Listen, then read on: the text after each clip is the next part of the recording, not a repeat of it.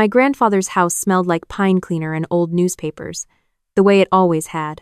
My aunt had hired someone to scrub it top to bottom after the funeral, which felt wrong to me, like erasing the last traces of him before we'd even had time to grieve. I stood in the doorway of his study, holding a cup of coffee I hadn't touched, watching my brother move through the room like he already owned it. Because, as I was about to find out, he believed he did. My grandfather, Papa Roy, everyone called him, passed on a Tuesday in late October. 79 years old, retired railroad engineer, grew his own tomatoes until the very end. He raised my brother and me after our parents divorced, and neither of them could get their footing. He was the most steady person I have ever known. When he died, I felt the floor go out from under me in a way I hadn't expected, even though we knew it was coming. I'm 31. I work as a physical therapist at a rehab clinic in Asheville, North Carolina. I have a 7-year-old daughter named Rosie, a rescue beagle named Captain, and a small rental house that costs more than it should. My brother, Daniel, is 35. He lives 20 minutes from Papa Roy's house, a 4-bedroom colonial in Hendersonville that Papa Roy bought in 1987 and paid off by 2003. He'd told both of us, many times, that the house and everything in it would be split equally between us when he was gone. He said it at Thanksgiving.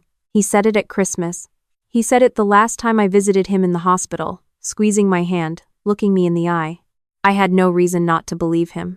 The will reading was scheduled for the Thursday after the funeral, at the office of Papa Roy's attorney, a man named Gerald Whitfield who had handled Papa Roy's affairs for over 20 years. Daniel had suggested we meet at the house first, do a walkthrough together, make a list of anything sentimental we each wanted to keep. It sounded reasonable. It sounded like something a thoughtful older brother would suggest. I drove up with Rosie on a Wednesday morning. She'd taken the week off school. I figured she could play in the backyard while the adults handled things, the same backyard where she'd caught fireflies with Papa Roy the summer before. I brought Captain in the car because my neighbor who usually watches him was out of town. I had a plan for all of it. What I did not have a plan for was what happened at 2:14 the afternoon, while Rosie was in the backyard and I was going through Papa Roy's desk drawer, looking for a recipe box he'd promised me years ago. My phone buzzed. Unknown number.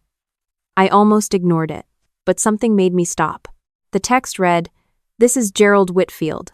I need you to listen carefully. Do not sign anything your brother puts in front of you today. Leave the house if you can. Call me at this number as soon as you're alone. Please do not let Daniel know I contacted you." I read it 3 times.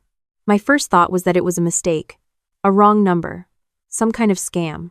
My second thought was that Gerald Whitfield's name, and this felt very specific to be a coincidence. My third thought was, where is Daniel right now? I looked up. Through the study doorway I could see the hallway, and through the hallway window I could see Daniel outside on the back porch, on his phone, speaking quietly. Rosie was on the tire swing. Captain was sniffing along the fence line. I typed back, "This is his granddaughter. I'm at the house now. What is happening?" The response came in under a minute. "I can't explain everything by text, but the document your brother has is not the will I prepared for your grandfather. Please trust me. I've been trying to reach you since Monday." I checked my call log. There were 3 missed calls from an unknown number, all from the past 2 days. I'd ignored them, assuming they were spam. My stomach dropped. I walked to the back door, opened it, smiled at Rosie. "Hey, Bug. You okay?" "Captain found something dead," she announced cheerfully. "Okay, keep him away from it." I looked at Daniel. "I'm going to run to the pharmacy real quick. Do you need anything?" He looked up from his phone. Something moved behind his eyes just briefly before his expression settled into the easy, familiar smile I'd known my whole life. "No, I'm good. You want me to watch Rosie?" "She's fine out here. I'll be 20 minutes. I got my keys. I got Captain inside. I drove to the end of the block, pulled into a church parking lot, and called the number. Gerald Whitfield answered on the first ring.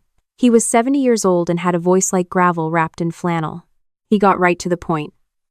Papa Roy, he told me, had come to his office 6 weeks before his death and updated his will. The updated document left the house and the bulk of the estate to me, with a generous but smaller allocation to Daniel. Papa Roy had not told Daniel about the change. His reasons, which he explained to Gerald in writing, and which Gerald was not yet at liberty to share in full, were serious and documented. The problem was this. 3 days after Papa Roy passed, someone had called Gerald's office, claiming to be acting on behalf of the family, and requesting a copy of the will for administrative purposes. His receptionist, who was new and had made a significant error in judgment, had provided a digital copy. Gerald believed that copy had been altered. He believed Daniel had a version of the will that did not reflect what Papa Roy actually signed. "How is that possible?" I asked. My voice sounded very far away. "Document fraud is more common than people think," Gerald said, "especially when someone has access to the original PDF and knows what they're doing. We're talking about changing a few paragraphs, matching the font, re-signing with a trace signature. It isn't perfect, but it doesn't need to be perfect. It just needs to hold up long enough." "Long enough for what?" "Long enough for you to sign the transfer paperwork before anyone looks too closely. Your brother called my office yesterday to move the will reading up by 2 days. He also asked whether you could sign the property transfer form at the house to save time. I told him no. That is not standard procedure and I would not allow it. But I suspect he may try to have you sign something else, something that establishes joint agreement on the estate terms before we ever sit down in my office tomorrow." I sat in that church parking lot for a long time after I hung up. I thought about Daniel moving through Papa Roy's study, like he already owned it. I thought about the way he'd looked at me when I said I was going to the pharmacy, that brief flicker behind his eyes. I thought about every Thanksgiving and Christmas where Papa Roy said the house would be split equally, and I thought about the fact that Daniel had been there for all of those conversations too, and somewhere along the way he must have decided that equal was not good enough. I thought about Rosie on the tire swing. I thought about Captain sniffing along the fence. I thought about the recipe box in the desk drawer, the one with Papa Roy's handwriting on all the index cards. Then I thought about what I was going to do next.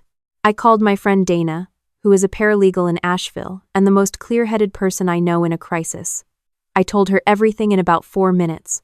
She listened without interrupting, which is one of the things I love about her. "Okay," she said when I finished. "First, do not sign anything. Not a form, not a letter, not a post-it note. Nothing. Gerald already told me that. I'm telling you again because I know you, and I know you hate conflict, and Daniel is going to make it feel very normal and reasonable when he hands you something. He's going to say it's just a formality. He's going to say it saves time. He's going to be your brother, and you're going to want to believe him." She was right. She knew me too well. "Second," she said, "document everything. If he shows you anything, any paper, any document, take a photo of it before he can put it away. Third, call Gerald back and ask him to contact whoever he needs to contact. If there's a fraudulent document floating around, that is not a family problem. That is a crime." I drove back to the house. Daniel was in the kitchen making sandwiches when I walked in. Rosie sitting at the table drawing in her sketchbook, Captain settled at her feet. It looked completely normal. It looked like family. "Everything okay?" Daniel asked. "Pharmacy was out of what I needed," I said. "I'll try tomorrow." He nodded. He asked if I wanted a sandwich. I said yes. We ate together at Papa Roy's kitchen table and talked about the funeral and about some of Papa Roy's old friends who had come, and Daniel told a story about Papa Roy teaching him to drive a stick shift in an empty parking lot, and I laughed because it was a good story and because I needed him to think nothing had changed. After dinner, while Rosie was in the bath, Daniel came into the study where I was sitting. He had a manila folder. "Hey," he said, sitting across from me. "I wanted to go over a few things before tomorrow, just so we're not surprised by anything at Gerald's." "Sure," I said. He opened the folder. There were several pages inside, dense with text, official-looking. He turned them toward me and pointed to a line near the bottom of the last page. "This just confirms we're both in agreement on the estate terms as outlined. It's not binding on its own. Gerald will have the official documents tomorrow, but the estate attorney's office asked for it as a preliminary step. Apparently they're required to have it when there are multiple beneficiaries." I looked at the page. I looked at the line he was pointing to. There was a signature blank with my name typed beneath it. I looked up at him. He had the same face he'd had my entire life, the older brother face, the I know better face, patient and familiar and completely certain that I would do what I was told because I always had. "You know what?" I said. "I'd actually like to read through the whole thing before I sign. Can I keep this overnight?" A pause. Very small. "Of course," he said. "Take your time. He left the folder on the desk. The moment I heard his bedroom door close, I photographed every page. Then I emailed the photos to Dana and to Gerald Whitfield. Gerald called me back within the hour. He had already been in contact, he told me, with the Hendersonville Police Department and with the North Carolina Secretary of State's office, which handles notary fraud and document crimes. He had also retained a forensic document examiner who could compare the version of the will Daniel appeared to be working from against the original, which Gerald kept in a fireproof safe in his office and which had never left his possession. "What happens tomorrow?" I asked. "You come to my office at 10, he said. "Bring your brother. The rest is not your responsibility." I barely slept. I lay in the guest room listening to the old house settle, the same sounds I'd heard as a child visiting Papa Roy on summer weekends, and I thought about how much I didn't want this to be true. It would have been easier, so much easier, if the text had been a wrong number. If Gerald's receptionist had never sent that copy. If Daniel had just let things be what Papa Roy intended them to be.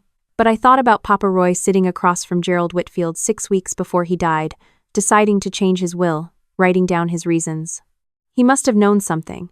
He must have seen something in Daniel that made him worried enough to act. Papa Roy was the most steady person I had ever known, and he didn't do things without a reason. I owed it to him to see this through. The next morning I got Rosie ready, dropped her at a neighbor of Papa Roy's who'd offered to watch her, a kind woman named Mrs. Alderman who'd known our grandfather for 30 years and who pressed a plate of biscuits on me when I arrived and asked no questions.